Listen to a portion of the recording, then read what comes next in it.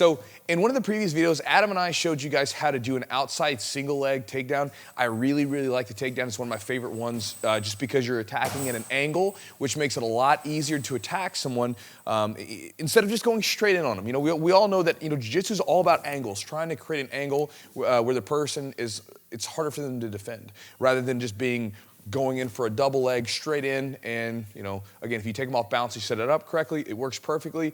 But sometimes, especially if you're not comfortable with takedowns, it can take a lot of commitment that you don't have yet as far as takedowns go to go in straight on. So I'm going to show another grip, okay? So in the previous one, I was showing how to get this collar grip here, okay? So turn this way. Get this collar grip, and then we can use this to step around and really pull that lapel down, right? Now, it's a great takedown, works fantastic, but the only thing that is troublesome sometimes is if this person if I start to grab this, people, especially in the gi, do not feel comfortable with this lapel. If I grab here, a lot of times he's immediately gonna start to try to break this grip off, boom, or he's gonna start to fight on the inside of the grip here and work on the inside. And we'll do this battle the whole time. Now, it's not to say that it doesn't work, it can just be difficult to, okay? But there's kind of it's a grip from wrestling, it's an inside tie grip, and it works really, really well. And it's one that a lot of times in the gi, people don't think about and they don't respect as much. So if he gets this collar grip here, okay? I'm gonna go over top on the inside, okay? By going on the inside, I now sort of take control of this position. And I'm going to, let's turn this way here so we can see. I'm gonna take the way that I think about it is I'm trying to latch with my fingers onto the back of this delt right here, the back of his arm here. So I'm not just putting my hand on top, I'm taking my hand and I'm snaking it around and then gripping. And this will allow me to like pull down with the person. Now, a lot of times in this position, they don't fight this as much, you know, and I don't know why. Again, you don't want to like grab it and like squeeze, right? You want to stay relaxed on the feet. So we have it here, we're holding. Right now, I don't have a ton of tension, and when I'm rolling for a takedown, I'm not going to fight, you know, this position and really hold. I'm putting it here. You want to stay nice and relaxed, just like you would from any other position. As far as distance, you have to be close, okay? One of the common mistakes that I see people try to do when they start trying to do takedowns in Jiu-Jitsu is they're afraid to be close to the person, right? Jiu-Jitsu guys notoriously have this ugly stance of ass out, right? Where they're like out like this, okay? You've got to be comfortable to engage, right? And so that means we're gonna be in here close. A lot of times in wrestling, you know, I think about head to head. We're here and here, head to head wrestling, not ear to ear, head to head, right here, work on the position. One, we wanna keep our forehead up, okay, because we don't want to be head down because that can obviously lead to a guillotine choke. But also, head up. Now, I can see, like, my peripheral vision, like, I can see everything. I'm staring right here at his chest, and I can see everything that's going on here. So if I see a foot open up or another opportunity that presents itself, I can take advantage of it because I have clear view of it. Now, I want to get the grip on the sleeve. So again, we said that in the previous video, and we'll do it again today. He gets the grip here. All right, cool. I get the inside grip. I've got it. Got my inside tie. I want my other hand up here because a lot of times people will try to grab my sleeve or they'll try to grab my lapel or whatever they're trying to grab. So I want to go up, boom, and get control of the wrist. And you can grab the sleeve. I like getting into a habit of grabbing this wrist here. And the way that you grab it, guys, you don't grab like this. Take your hand and you can find the grip and just slide it down. And a lot of times my middle finger and my thumb will be latched right at the wrist. I'll have my index finger right above, and then my two fingers will be right here inside the palm. So, you know, again, you can grab it right there and get used to it. If you've never done it this way, start up high and slide it down into place.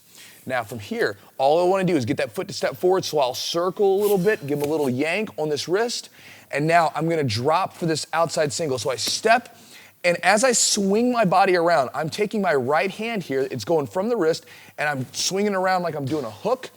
At the same time, over here on this arm grip, I'm gonna pull down hard, boom, right here. And if you look at him, he's all hunkered over, and this is perfect. Now, if he falls, that's perfect, but a lot of times, you know, the person is going to stand, so what I'm gonna do is I'm going to drive forward, grab the ankle here.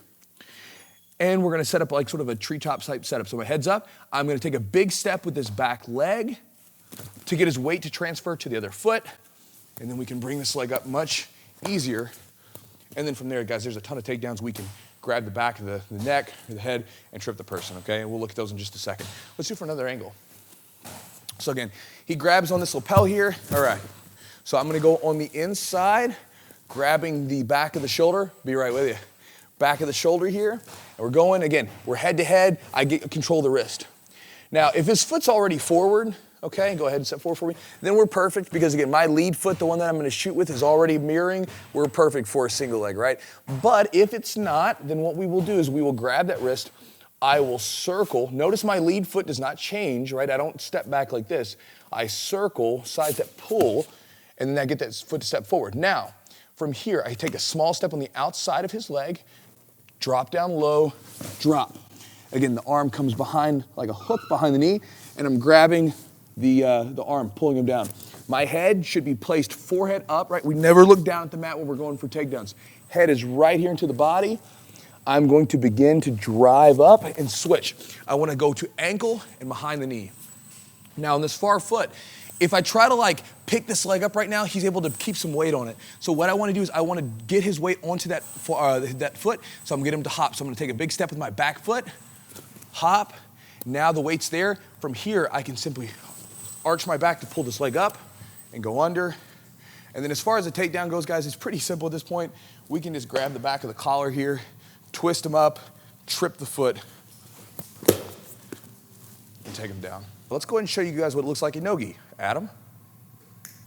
Okay, so, all right. The benefit of using this particular setup is that nothing changes in gi or no-gi, right? Because, again, we're no longer, looking for this lapel. And in no-gi, we're not going to have it. And that's something to take away for your own jiu-jitsu just as a whole. You want to try to make sure that you have a game that's universally adjustable to gi, no-gi, doesn't matter, right? You don't want to be a guy that's like fantastic in the gi or the no-gi, but then you put them in one or the other, and then they're just no good. You want to have a game that translates really well. So again, we're in the gi. Now we're in our wrestling stance. We're here. Again, the guy goes for this collar tie, very common. We're going to go on the inside. Now in the no-gi, guys are a little bit more aware of this grip, but it still works fantastic. So again, we got the grip. Let's turn this way here. Again, guys, we snake this arm around, grab the back of that tricep and that delt, and we get the grip, okay? My hand's grabbing this wrist here. And again, guys, we're forehead to forehead. I like to do this. In jiu-jitsu, guys aren't used to it, but in wrestling, you use your head to dominate certain sides of the body here. And jiu-jitsu guys don't like it. It grinds against them. It's uncomfortable. So we're here, where you're going to circle, boom, drop here, pick it up. Now, we're at the ankle. The reason I go to the ankle, guys, and I didn't say this earlier, is because I don't want him to bend his leg and put up his whizzer, right? By grabbing the ankle, I stop that. To set this up, we're gonna pull, boom, up. Now, since I don't have the back of the collar, I'll just grab the neck here.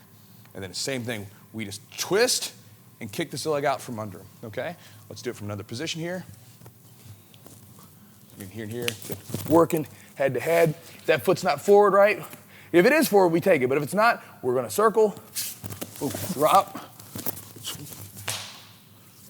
boom, here. You can even use this one, guys. We can lift here, back here, boom. Doesn't matter. Grip, working. Here, holding this down, circle, step, boom, step forward. And again, we're going up, getting the grip, back of the neck, twisting, boom. So that is the outside single leg. You can do that in gi or no gi. Works in both. I'm done. Adam? Adam.